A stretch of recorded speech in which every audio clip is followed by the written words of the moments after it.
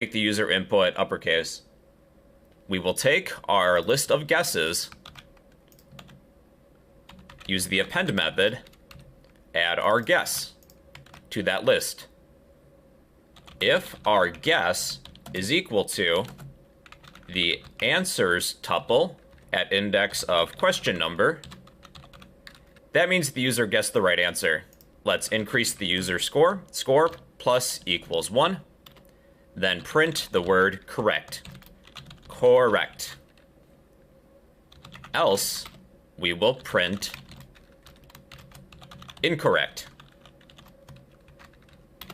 I'll use an F string. Our answers at index of question number is the correct answer. All right, let's answer some of these questions. C, correct. Which animal lays the largest eggs? Definitely the whale, because the whale's the largest creature, right? Incorrect. D is the correct answer. What is the most abundant gas in Earth's atmosphere? Nitrogen. Correct. How many bones are in the human body? D. That is incorrect. A is the right answer. Which planet in the solar system is the hottest? Mercury, because it's closest to the sun, right? Wrong. Incorrect. B is the correct answer. We're keeping track of our answers successfully. Once we complete all the questions, let's print the results. I'm going to add some decorative text. Not necessary, but I think it would look cool. I will display the results. We will iterate over all of the answers and the guesses. Print answers. I'm going to set the ending character to be an empty string. For every answer in answers, print each answer. I will set the ending character to be a space to separate each answer. Then I'll add a new print line. Let's do this with guesses. Change answers to guesses. For every guess in guesses, print each guess. Okay, I'm going to run this again. I'm just going to make up some answers. A, B, C, D, A. Here are the correct answers. Here are the guesses. I guessed none of them right. Then we will print a score. Score equals, take our score divided by, I'm going to use the length function, then pass in our questions. How many elements are within our questions tuple? Then I will multiply all of this by 100 to give us a percentage. Then typecast this whole formula as an integer. So we're basically just reassigning our score variable.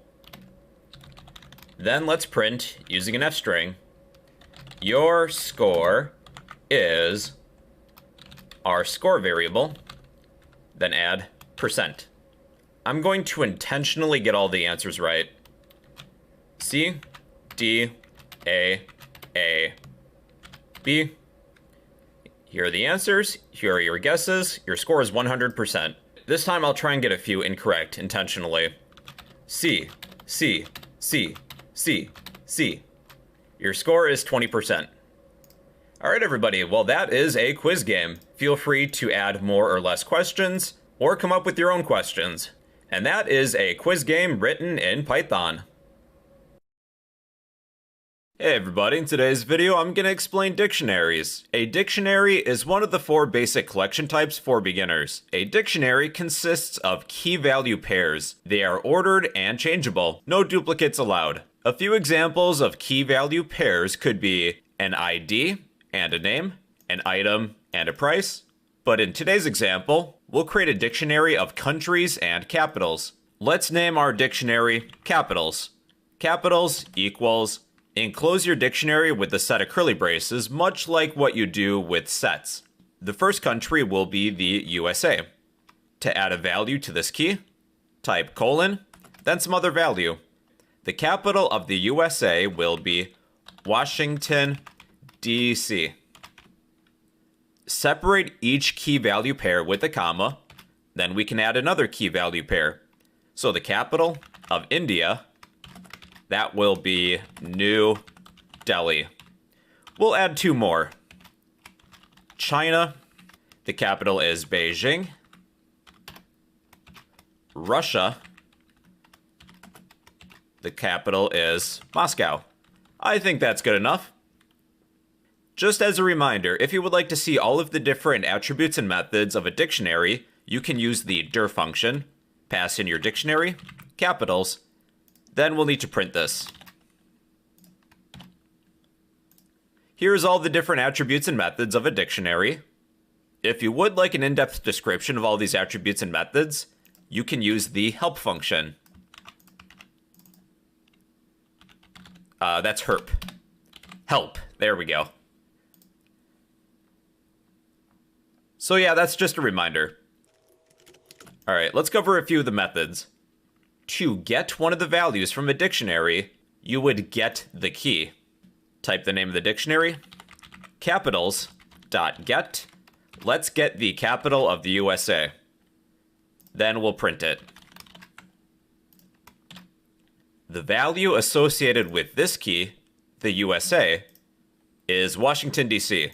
If I picked a different country like India, well then we would get that associated value, which is New Delhi.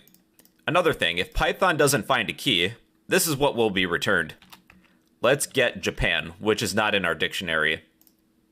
This method would return none. We can use this within an if statement.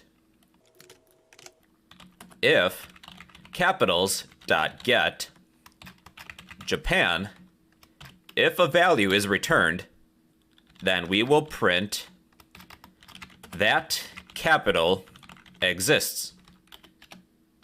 Else, we will print that capital doesn't exist. So Japan is not in our dictionary, that capital doesn't exist, but Russia is, that capital does exist. That's how to check to see if a key is within our dictionary. You can use the get method. All right, moving on. Let's update our dictionary. Capitals.update. So within a set of curly braces, I will add a key, then a value. Germany, followed by Berlin. Then let's print our dictionary. I'll use a print statement. Print capitals. Yeah, and there's Germany right there. Using the update method, we can insert a new key value pair or update an existing key value pair. Let's also change one of the existing values. With our key USA, let's update the capital to be Detroit.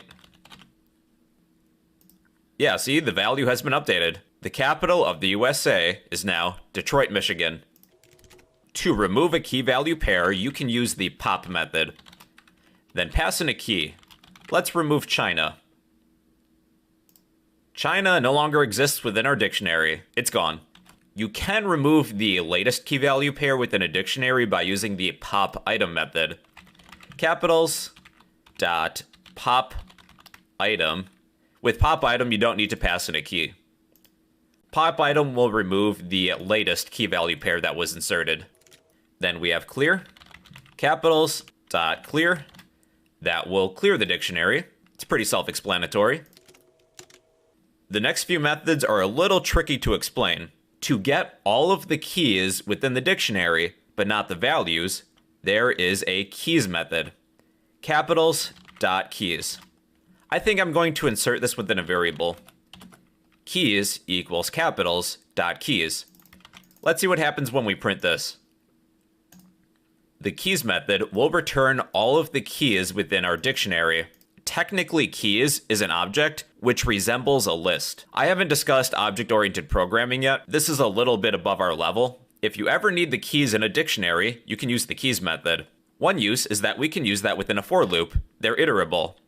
For every key in capitals.keys method, let's print every key.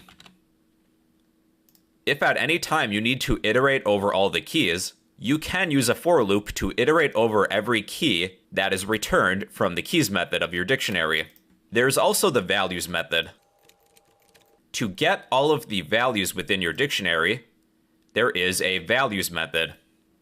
Values equals capitals dot values method.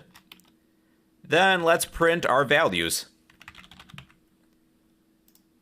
Like before with the keys method, the values method will return an object which resembles a list. Let's iterate and print over every value within our dictionary.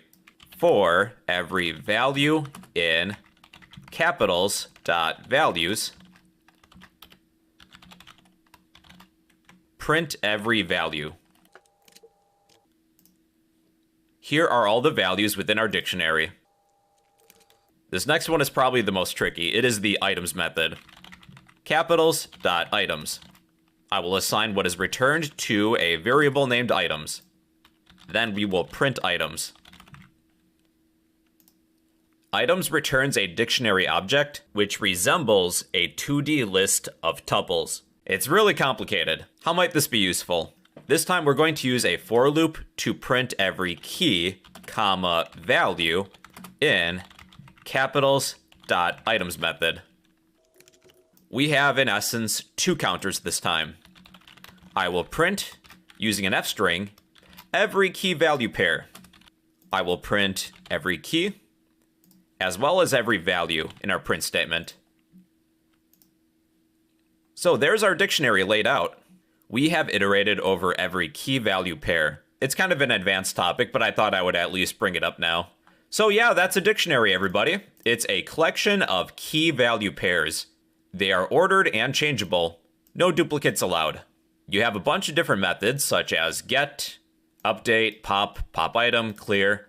Then you can get the keys, the values, or both, which is the items method. We'll be using dictionaries in a few game programs we'll be making in the future. And well, yeah, those are dictionaries in Python.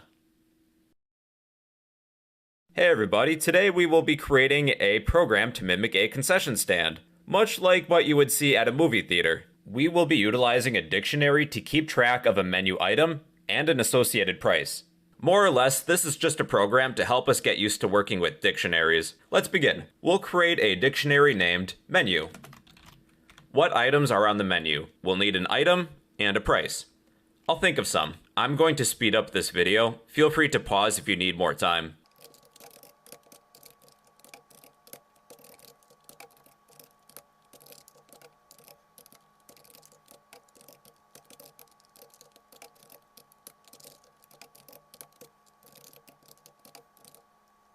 And here's my menu, everybody. I thought of a few food items you might find at a movie theater concession stand. Pizza, nachos, popcorn, fries, chips, soft pretzels, soda, lemonade. Movie theater popcorn is really expensive for some reason. Okay, we have our menu. A user is going to select specific keys from this menu. Depending on what the key is, we can get the associated value to calculate a total. To keep track of the user selected items, I will create an empty list named cart. I will also declare a variable named total to keep track of the total. We need to lay this dictionary down flat to display it to a user. Well, we do have the items method of a dictionary, which we covered in the last video. For every key value in our dictionary menu dot items method. The items method of our dictionary will return a key and a value during each iteration. I'm simply going to print every key and value. I'll use an f string. I will print every key, colon space, then a value. Let's take a look so far. Here's our menu. I'll make a few changes. The price will be in dollars and cents, but feel free to pick your own unit of currency. I'll precede my value with the $sign. Then using a format specifier, I will display 2 decimal places, 0.2f. That's better. I will line up all the keys. After the key, I will add a format specifier, then allocate 10 spaces. Yeah, look at that. It's all lined up now. Before and after displaying our menu with this for loop, I will add some decorative text. Let's say menu.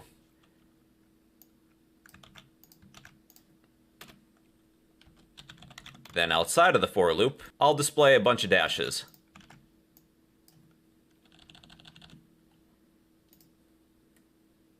Yeah, look at that. Let's move on to the next step.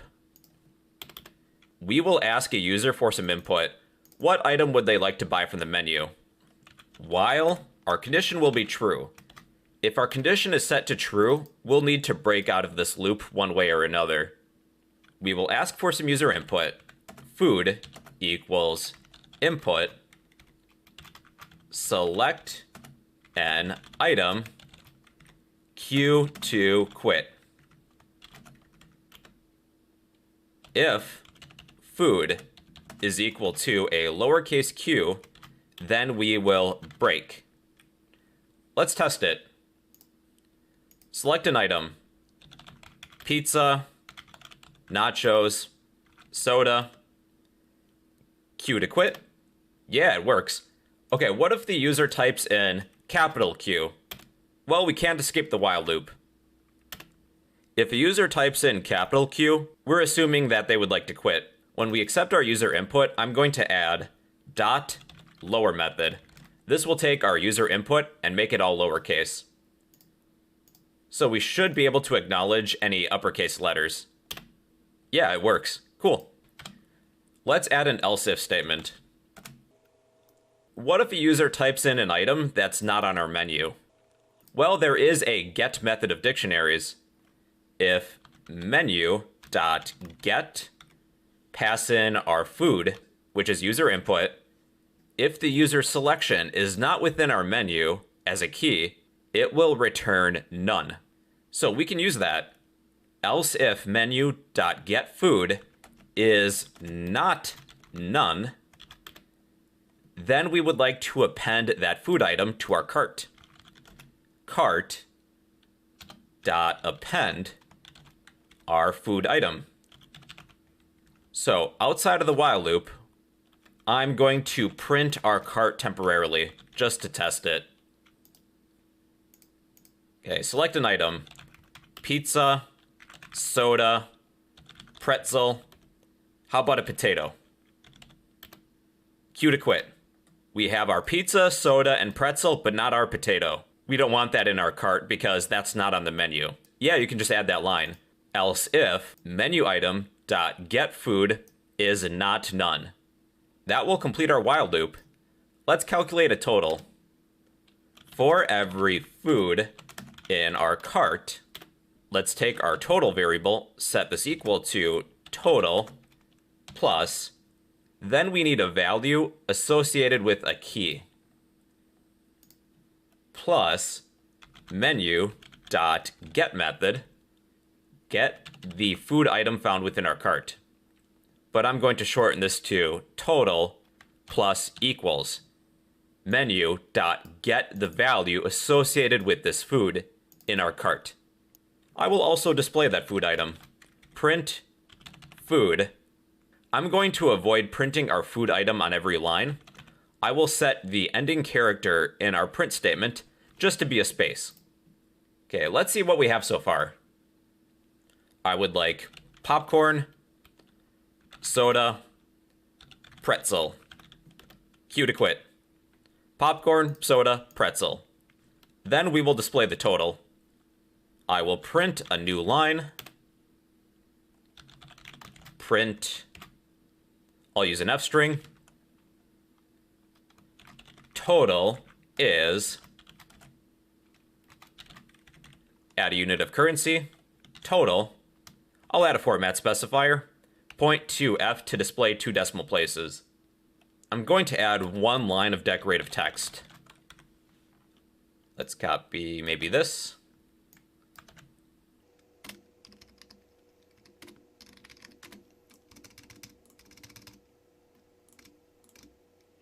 All right, let's test it out.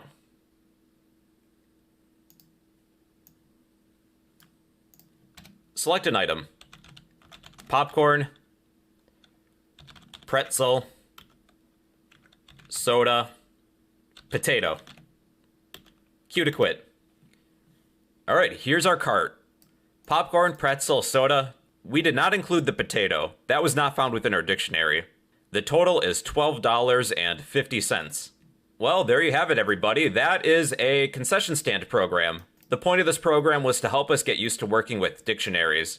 A dictionary is a collection of key value pairs, such as an item and a price. And yeah, that's a concession stand program in Python. Well, hello again, everybody. It's me. In today's topic, I'm going to show you how we can generate some random numbers in Python. Then at the end of this video, as an exercise, we're going to create a number guessing program. Let's begin. We will be importing the random module. Type import random. The random module gives us access to a lot of useful methods involving random numbers. For a comprehensive list, you can use the help function, pass in the random module, and then we would want to print this. Here's what we all have access to.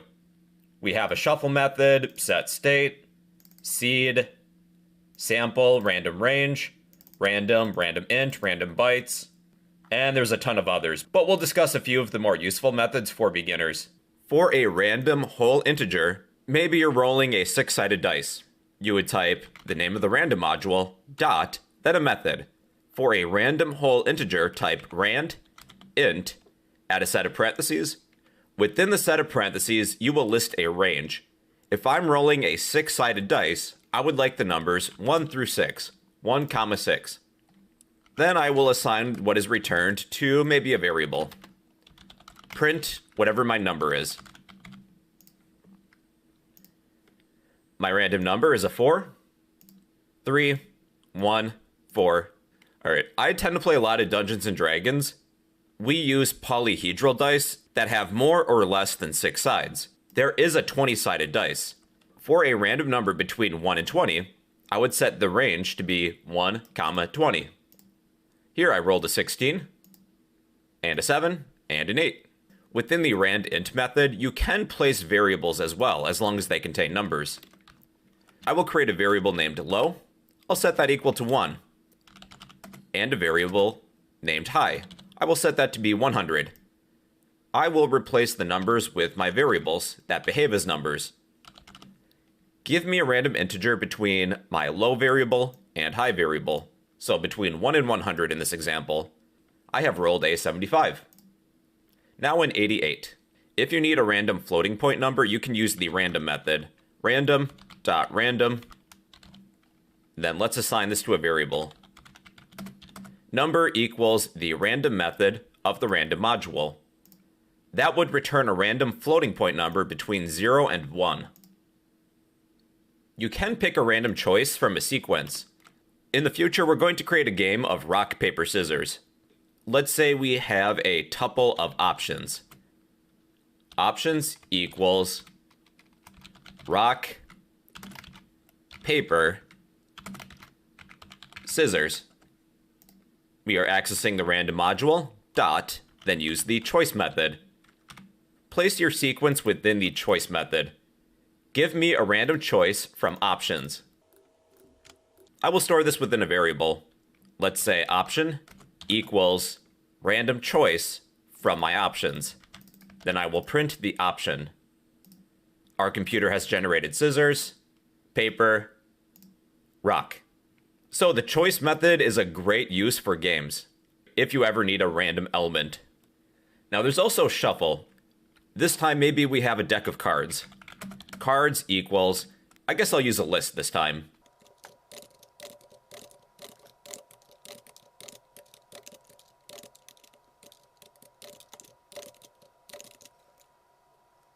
I have a list of cards that you would normally find within a deck of playing cards. Well, besides the suit. 2 through 10, Jack, Queen, King, Ace. Using the shuffle method, I can shuffle this sequence.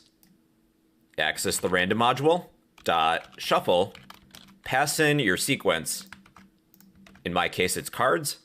Then I will print cards. Yeah, look at that. My cards are now shuffled. In the future, we'll be creating a game of blackjack. The shuffle method will be used then to shuffle our deck of cards. Those are a few methods found within the random module. For some practice, let's create a number guessing game as an exercise. Hey everybody, so today we're going to create a number guessing game using Python. This is a project meant for beginners. By completing this project, it will help us reinforce our understanding of previous topics. Let's begin. We will import the random module. We'll need to pick a random number. The random module is going to handle that for us. What is the range of random numbers for our number guessing game? We'll store those as variables. We will have one variable named lowest number. I'll set that to be 1, as well as a variable for highest number, which I will set to be 100. Feel free to pick a different range if you would like. I'll set the range to be 1 through 100. A random number will be selected between this range, which will be stored within a variable named answer. What is the correct answer? So to choose a random number between these two values, we will access the random module called the randint method. We will choose a random integer between these two values. The two arguments will be lowest num, comma, highest num for the second argument. Let's perform a test run. I will print my answer. The number is going to be between 1 and 100. Okay, we know that that works. Here's a few more variables. We need to keep track of the number of wrong guesses, which I will store as a variable named guesses.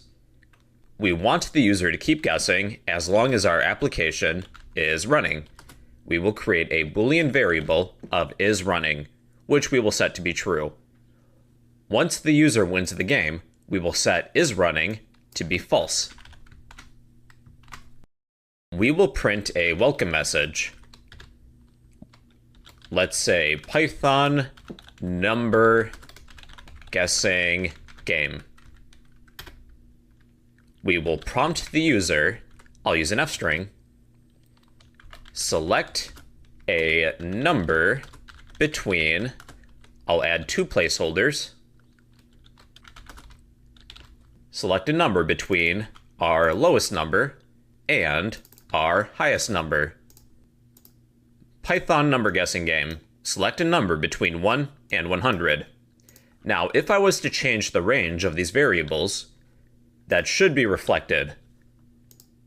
Temporarily, I changed the lowest number to be 10 and the highest number to be 1000. But let's set that back. Between 1 and 100 is good. We'll need a while loop to continue the game each round. We will say while isRunning. Since isRunning is a Boolean, we don't need to say while isRunning equals true. We can just say while isRunning.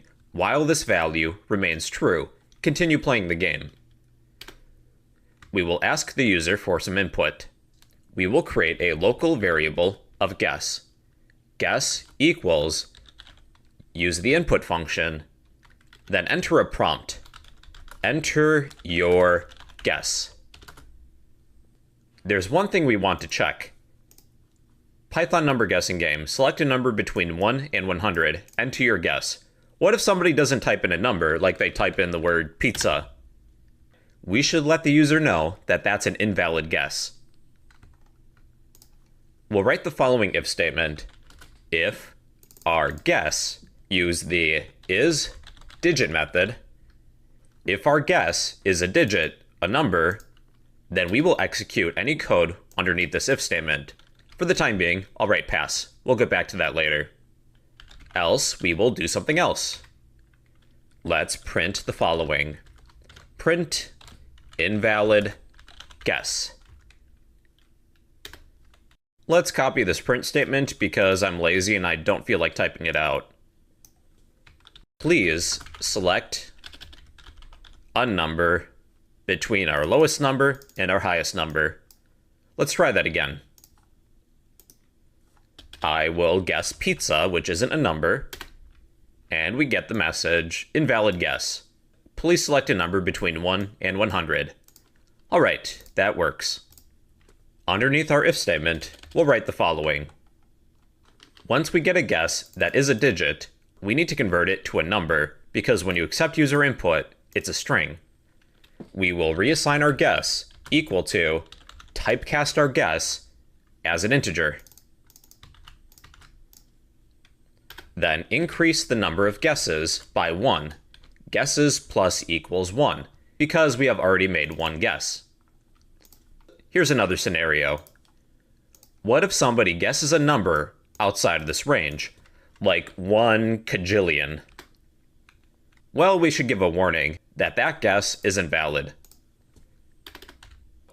If our guess is lower than the lowest number, or our guess is greater than the highest number, we will print the following.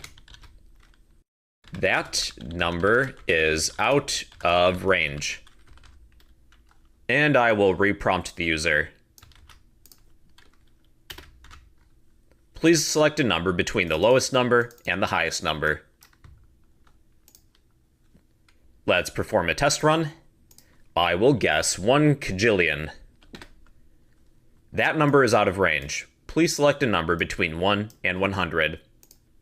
We'll add an else if statement. Else if our guess is less than our answer, we will print the following. Too low. Try again. Else if our guess is greater than our answer, we will print too high. Try again. If our guess isn't less than our answer, and our guess isn't greater than our answer, that means we must have the correct answer. Within an else statement, we will print, I'll use an F string, correct. The answer was, insert our answer variable. Then print the number of guesses it took. Number of guesses. Add a placeholder, place in our guesses within the placeholder. Now to escape the while loop, we will take our Boolean variable of isRunning, which is normally true, and set that to be false to escape. And that should be all we need. Let's run this one last time. Python number guessing game. Select a number between 1 and 100. Let's select a number right in the middle, 50. Too low, try again. So the number is between 50 and 100. 75. Too high. It's between 50 and 75 then. 62. Too high. 56. 53. 55. Correct. The answer was 55. Number of guesses. It took me 6. Alright everybody, that is a Python number guessing game you yourself can create as a mini project. Hey everybody, in today's topic, I thought we would create a game of rock, paper, scissors. Now that we know how the random module works, let's begin by importing the random module. We will create some options. We will use a tuple. We're not going to be changing the options, so a tuple would be better than a list. We have 3 options: rock, paper, or scissors. I'll create a variable named player to store the player's choice. For now, I'm going to set this to be none, as well as a computer. Our computer is going to pick a random choice from these options: rock, paper, or scissors. In order to do so, we can use the choice method of the random module. Random.choice. Pick a random choice from options. Let's have the player enter in some input. Enter a choice. Rock, paper, scissors. Then we will display the player's choice and the computer's choice. I'll use an F string. Player, :space. The variable player. Let's copy that, paste it, Then change player to computer. Let's see what we have so far. Enter a choice, rock, paper, scissors. So I pick rock, the computer picks scissors. Let's try it again just for good measure. I pick paper this time. The computer picks scissors. I pick scissors. The computer picks paper. Okay, we know that the computer is successfully picking a random choice from our options. Now, what if the player picks something that's not within this tuple, such as the gun? Well, we would want to stop that, right? We need the user to pick a valid option. Only rock, paper, or scissors. I think what we'll do is that when we accept the user input, let's place it within a while loop. So indent this line. While. This condition is going to be kind of weird. While our player variable is not in our tuple options. Let's try this again to see what happens. I pick the gun. Enter a choice. All right, well, if I can't pick a gun, how about a sponge? Well, I can't pick that either. Rock? That works. Our condition is while the player variable is not found within our options. If the player doesn't pick one of these options, this while loop will continue forever. Once we pick something that's within our options, we then escape the while loop. Let's check some win conditions. Now, if the player is equal to computer, that means it's a tie.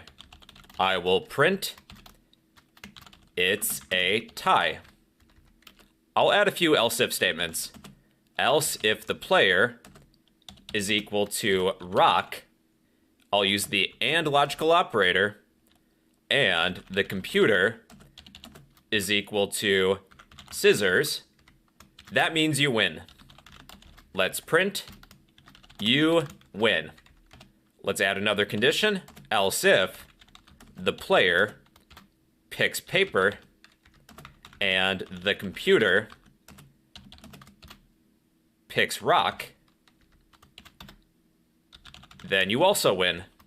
You win.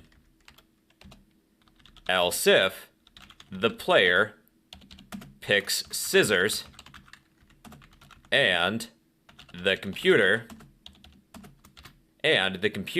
picks paper, then we will print you win. Else, if the player's choice is not the same as the computer's, and we don't meet any win conditions, that must mean we lose. Print you lose. Let's see if this works. Enter a choice, rock, paper, scissors. I pick the gun. Nope, I can't pick that. I pick rock. I pick rock. The computer picks scissors. You win. Let me see if I can lose. I'll pick paper. You win again. Scissors. I need to stop winning. I need to see if the lose condition works. Okay, it's a tie at least, but I need to lose. All right, there we go. I pick rock. The computer picks paper. You lose. What if the user would like to play again? Let's place all of this code within a while loop. Let's do so right about here. Now, I'm not going to write while true like I normally do. This time, I'm going to create a variable. Let's say running. Is our game running? I will set that to be true. While running equals true. Or we could shorten this to just while running. That's simpler. I will place all of this code within the while loop. To mass indent some code, just highlight all of the code, then press tab. Hey everybody, this is Bro from the future. I forgot to explain something. The reason I'm not setting the condition of my while loop to be true is that if you have a lot of code within a while loop, it can be really difficult to find where the break statement is. If I set my condition to be a Boolean variable such as running, it's a lot easier to find any instance where I use this variable. If I were to highlight it, we can see that running is found down here. If I need to change any instance of this variable and rename it to something, you can refactor. Let's rename running as maybe playing. Then I will refactor. So my variable running is now playing, and that change was made down here too. So it's a coding preference. Every time we start a new game, I will reset the player as well as the computer. Let's move these two lines into the while loop at the beginning. So when we start a new game, we will reset the player. The computer will pick a new random choice. So let's see what we have so far. Rock. I pick rock, the computer picks rock. It's a tie. Then we have to play again. So paper, you lose. Scissors, it's a tie. Now what if we would like to escape the while loop? After our win conditions, I'm going to create a temporary variable. Let's name this play again. Then we will ask for some user input. Play again, question mark. Y/n, meaning yes or no. If the user types in something that's capital, I'm going to use the lower method to make it lowercase. So if our play again variable is equal to y, we would like to escape. What I would like to do is I would like to see if the player types in something that's not y. I will precede this condition with the not logical operator. If the user does not want to play again, then let's take our Boolean variable running, normally it's true, and set that to be false. Running equals false. That means we will escape the while loop. Once we escape the while loop, I will print thanks for playing. Now I'm going to change this momentarily. I just want to test it. Rock, play again, yes. Paper, play again, yes. Scissors, you lose, play again. Nope. Thanks for playing. This is entirely optional. I try and create as few variables as possible. I would personally rather avoid creating a variable here. Another way in which I could write this is that I can get rid of this variable.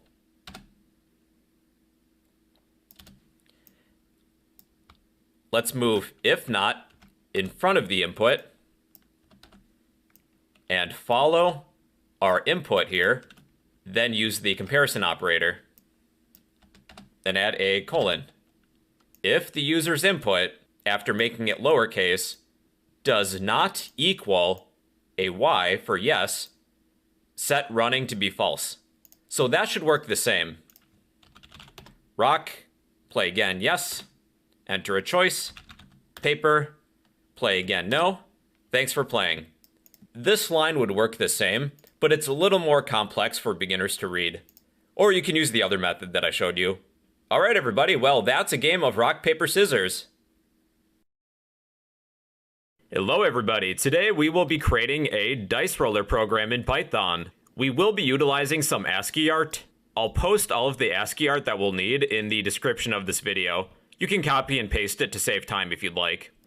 All right, let's get started, everybody. We will begin by importing the random module because we will be rolling some random numbers between 1 through 6. If we're going to create some ASCII art, we'll be utilizing Unicode characters. To enter in a Unicode character, it really varies depending on your operating system. I think the easiest way would just be to use Python. To enter a Unicode character, type a /, then a given code for each character. Here are all of the codes that we'll need.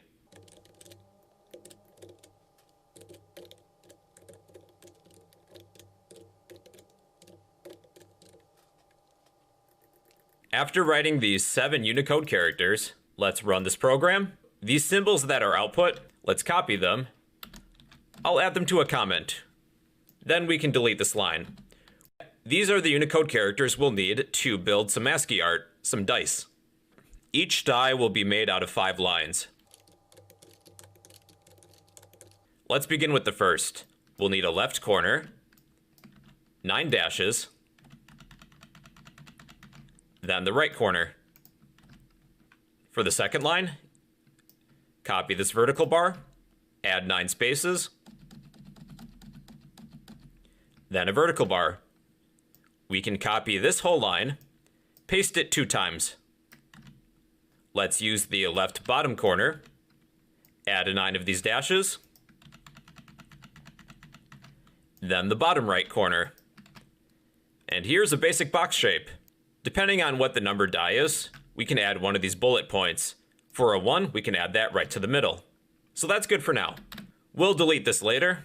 Let's create a dictionary. I will name this dictionary Dice Art. Our dictionary is made out of key value pairs. So the keys will be the numbers 1 through 6. Beginning with 1, the value will be a tuple. It's a dictionary made out of key value pairs where the value is a tuple. Within the tuple, let's add these lines, each separated with a comma.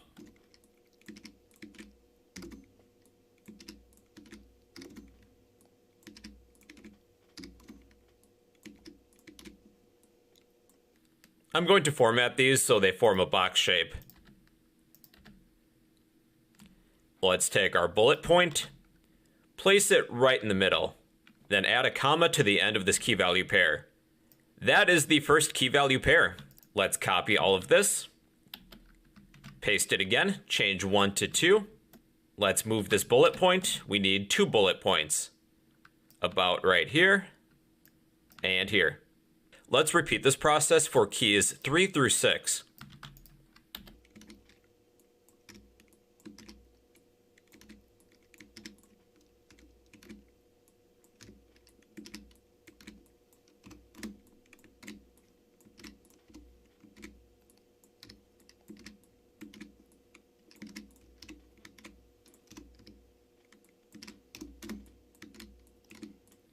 Be sure to get rid of the comma at the end.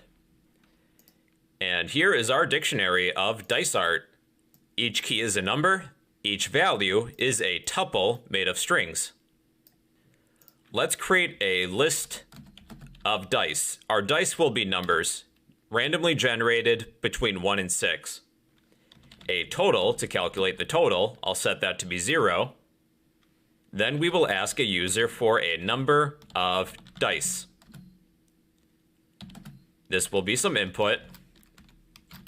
How many dice? Then typecast the input as an integer. We don't want somebody to write, 2.5 dice. You can't roll half a die. To generate a random number, you can use the randint method of the random module. We need a random number between 1 and 6. Then we need to append this number to our list of dice. Dice.append. Then we can move this line to within the append method. We need to do this a number of times depending on how many dice the user enters in. We can place this line within a for loop. For every die in our range, number of dice. This will be a number.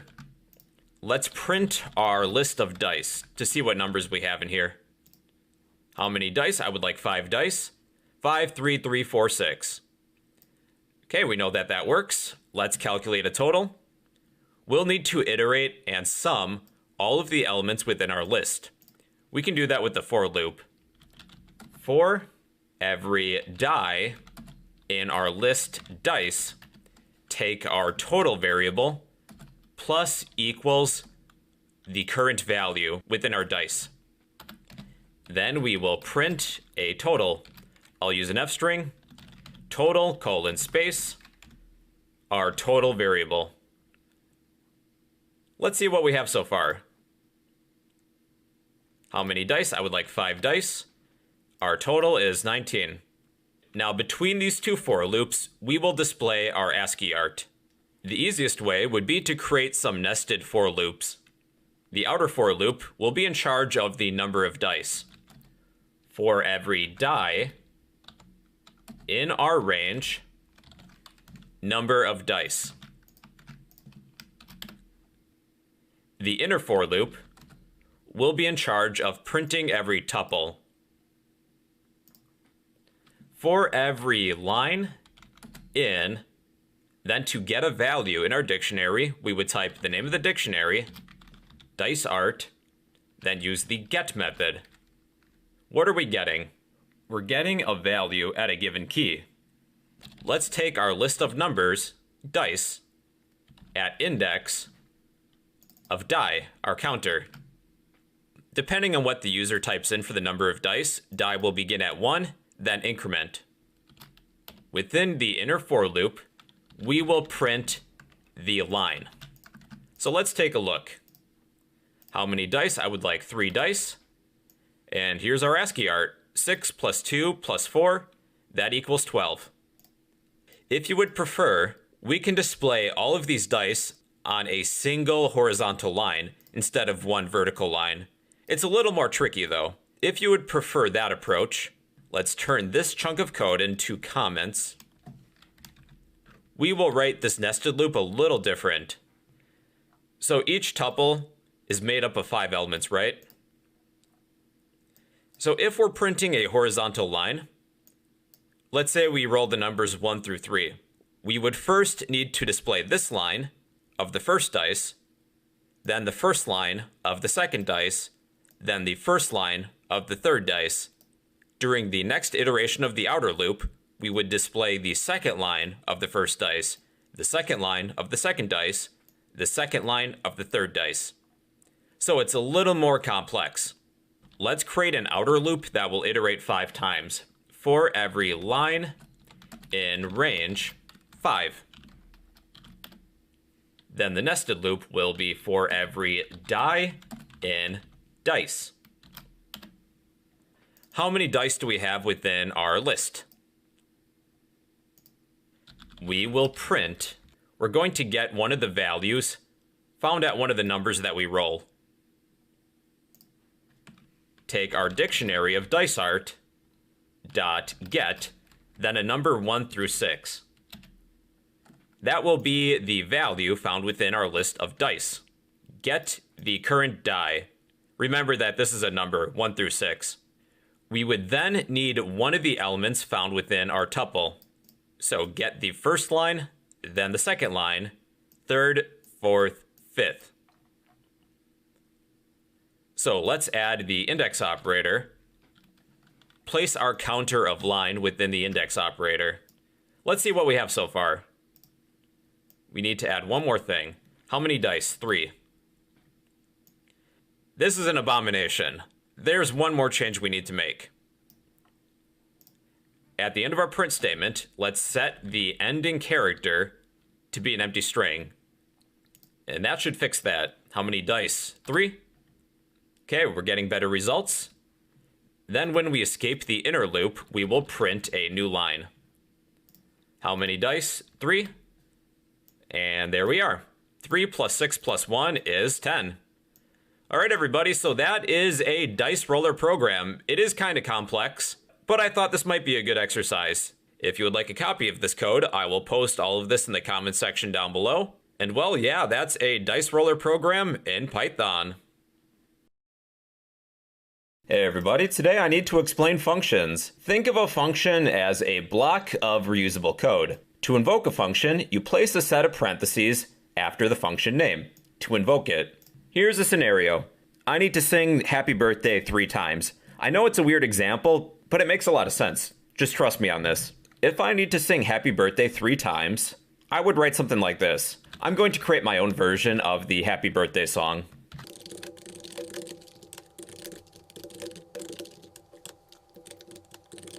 This is one verse. If I need to repeat this code 3 times, without using functions, I could either repeat this code, or maybe place it within a loop. So here's my Happy Birthday song 3 times. But there's a better way of handling this that doesn't involve repeating our code or using loops. What if I could write this code once, then reuse it whenever I need to? That's where functions come in.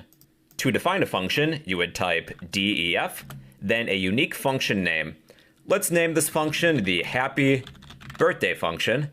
Add a set of parentheses, a colon. Any code that belongs to the function, you'll want to indent underneath. Then to invoke this function, I would type the name of the function, Happy Birthday, add a set of parentheses, and that's it. When you invoke this function, you will execute this code once. If I need to execute this code 3 times, I would just call it 2 more times.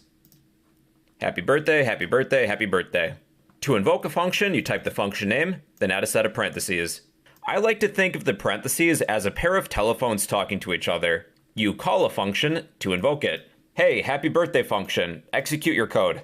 With functions, you are able to send data directly to a function. Using what are known as arguments, you can send values or variables directly to a function. Place any data within the set of parentheses. I'll send my function a first name.